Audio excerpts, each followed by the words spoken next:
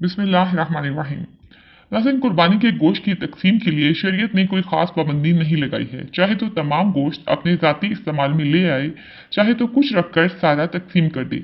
हुज़ूर पाक सल्लल्लाहु अलैहि वसल्लम से कुर्बानी के गोश्त के बारे में सवाल किया गया तो आपने फरमाया कि खाओ, ज़ख़ीरा करो या सदका कर दो, जितना चाहो।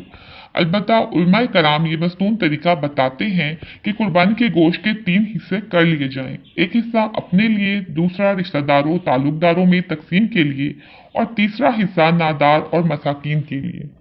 कुर्बानी के बारे में कुरान पाक में अल्लाह ताला इरशाद फरमाते हैं कि लोगों, ना तो तुम्हारी कुर्बानी का गोश्त और ना तुम्हारी कुर्बानी का खून खुदा की बारगाह में पहुंचता है, उसकी बारगाह में तो तुम्हारे दिलों का तकवा पहुंचता है। कुर्बानी के जानवर के खून का कतरा जमीन पर गिरने से पहले अल्लाह ताला कुर्बानी को कबूल फरमा लेते हैं और इंसान को वो मकाम व मर्तबा अता फरमा देते हैं कि जिस जज्बे के तहत उसने अल्लाह की राह में कुर्बानी की थी।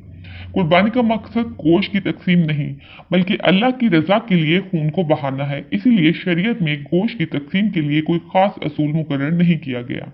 ये कुर्बानी करने वाले इंसान की अपनी मर्जी है कि चाहे तो वो अपनी कुर्बानी के गोश्त को नादार और गरीब लोगों में सदका कर दे और उनके साथ हुस्न सलूक करे, और चाहे तो अगर उसका खानदान ज्यादा बड़ा है तो वो सारा गोश्त भी खुद रख सकता है।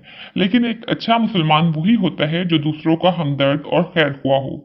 तो एक अच्छा मुसलमान अपनी कुर्बानी में से नादारों और गरीबों को जरूर खुश करता है। फी अमानिल्लाह।